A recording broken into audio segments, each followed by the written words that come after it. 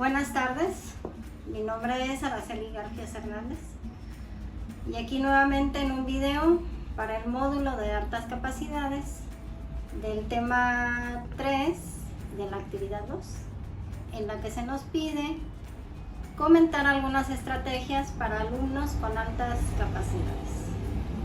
Y en un primer momento, y a la tarea que me di en la revisión, comentaré que para esta intervención académica, en la que se da una serie de conjunto de actividades que solo pueden estar en una institución educativa con el propósito de potenciar todos esos conocimientos que trae consigo el alumno, yo diría que estas estrategias tendrían que ser a partir de precisamente potencializar todo aquello que trae el alumno de altas capacidades, recordando que los alumnos de altas capacidades son aquellos que sobresalen, pero no en todo el conocimiento, sino en una porción de conocimiento, de acuerdo a sus intereses, de acuerdo a sus ritmos, a sus conocimientos que ellos mismos traen a veces de forma por el interés que ellos tienen, y que bueno, la escuela lo que tendría que proponer y propiciar sería estrategias que sean para el común de todos. Es decir, que si en un salón de clases hay uno o dos alumnos con altas capacidades, la docente o el docente tendría que tener una nueva o asirse de nuevas situaciones tanto en la planeación y como en la evaluación de una manera más activa. No con esto quiere decir que si va a ser de una manera más activa, entonces pensaríamos, y los otros alumnos que no tienen altas capacidades, ¿qué pasaría con ellos? Por eso yo decía, tendría que ser potencializando de hecho todo lo que trae consigo traen consigo cada uno de los alumnos que están dentro de un grupo.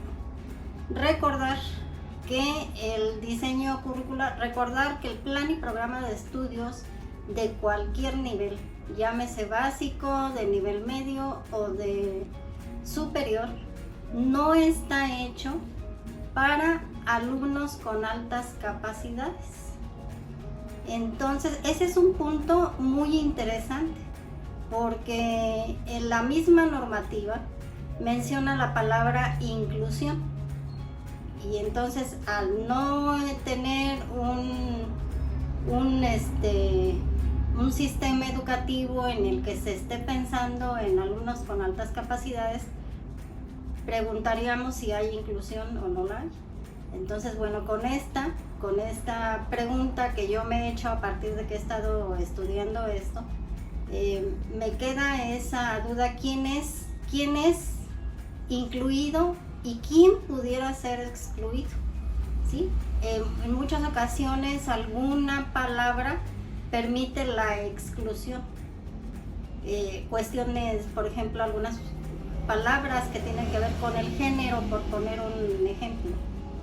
Ahí se excluye muchas veces al género femenino y se da prioridad al género masculino, pero ese es un lenguaje cultural. Entonces, en esta parte de cómo con palabras poder hacer que los alumnos con altas capacidades se motiven, y como docente hacer que tu alumno con altas capacidades esté motivado, al igual que el resto de tus demás alumnos, ¿no? Y bueno, en las lecturas que di y vi algunos videos con un alumno, con un joven que platicaba sus vivencias en su escuela, de cómo él se siente no incluido en el grupo, sino excluido. Y él comentaba que su potencial lo tiene a partir del área de las matemáticas, y él, con ver lo que está apenas escribiendo el maestro en el pizarrón, él ya tiene el resultado sin tener que hacer el proceso. entonces en los exámenes lo que él escribía era únicamente el resultado, no el proceso. Cuestión que fue regañado tanto por su maestro de matemáticas como por el director, porque ellos creían que había copiado y que nada más, por eso escribían únicamente el resultado. Su mamá no se daba cuenta de que su hijo tenía esa capacidad, esa alta capacidad. Y entonces en una reunión con los padres de familia, la mamá y el alumno, pues ahí fue cuando a él le detectan que sí tiene altas capacidades. Dice que él se sentía raro, sobre todo en las matemáticas, porque él al ver los números inmediatamente comprendía de qué se trataba, pero nunca pensó que tenía altas capacidades. Y bueno, esta aventura que él la cuenta como una aventura, pues me llevó a pensar varias situaciones, porque él menciona también que no hay nada más desagradable de estar en un salón de clases que el maestro esté repitiendo los procesos, pero que él entiende que tiene que repetir los procesos para sus demás compañeros, pero que él no, él con la primera incluso visión de la ecuación ya tiene el resultado. Entonces él menciona y dice, estar en un salón donde hay mucha repetición es completamente aburrido. Por eso comento que tendría que organizarse desde una planeación de manera diferente. Bueno, y de algunas de las estrategias a las que yo le di lectura y que recuerdo en este momento, es comentar que, por ejemplo, en el aspecto de lo musical, antes comentar, ver al alumno de las altas potencialidades desde su naturaleza, porque el alumno no lo sabe todo. Eso es una cuestión que se debe de entender. Generalmente uno piensa que altas capacidades entonces lo sabe todo. No, él sabe una porción del conocimiento de acuerdo a la naturaleza con la que él tiene esa alta capacidad. Entonces, bueno, este ejemplo que les platico está en las matemáticas, pero sí, maestras y maestros, si tenemos un alumno con altas capacidades, entonces detectar cuál es esa necesidad, reconocer al alumno en una palabra. Entonces, bueno, estas estrategias, en el caso del área de la cuestión de la música, entonces se propone que se hagan coros musicales, grupos musicales, la atención con diferentes instrumentos, el lenguaje, que tengas con tus pares un lenguaje en función de el conocimiento, por ejemplo, de los grandes músicos, que esta parte de cómo imaginar para ellos es muy interesante porque se desarrolla la cuestión emocional.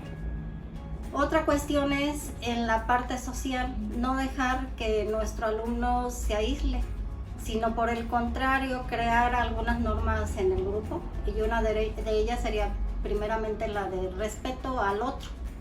Respeto al otro porque para que no exista esta parte del bullying, del que se cree mucho porque sabe, o del que sabe y que no trate de comprender a los demás. Porque aquí la cuestión es de dos, ¿no? El bullying puede ser de dos, desde el que tiene las altas capacidades al sentirse que él sabe más que los demás, o el grupo por pensar que el otro lo sabe todo, ¿no? Entonces sería el respeto al otro. Esa sería una de las cuestiones. En el aspecto de las matemáticas se propone juegos, por ejemplo, como el ajedrez, encontrar en esa lógica matemática algunas acciones novedosas, por ejemplo, fuera del ajedrez, crearles problemas que visualicen en un problema la realidad y le encuentren en el resultado alguna cuestión novedosa. Otra situación sería en función de, es que leí tantas cosas que de pronto ahorita se me fueron, déjenme ver mi acordeón. En la cuestión de la tecnología se recomienda el uso de los blogs y el uso de los wikis, pero no de una forma como lo pudiéramos hacer el común de las personas, sino buscando en ello una forma de utilidad y crítica a esta cuestión.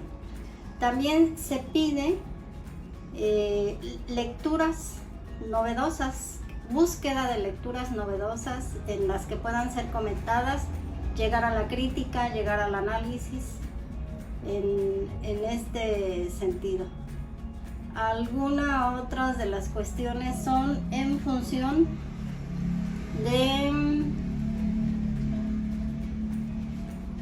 de lograr tú como docente que el alumno, si tú ves que ya terminó de una manera rápida la tarea que les dejaste a todos y que él ya terminó, que entonces una de las estrategias sería que tú tengas presente que él vaya a la indagación, que crea proyectos, y con ello esa búsqueda de esa creatividad y esa forma de conocimiento va a estar implícito en esta cuestión de los proyectos. Esta estrategia se me hizo muy interesante y bueno, todo esto lo pongo a consideración.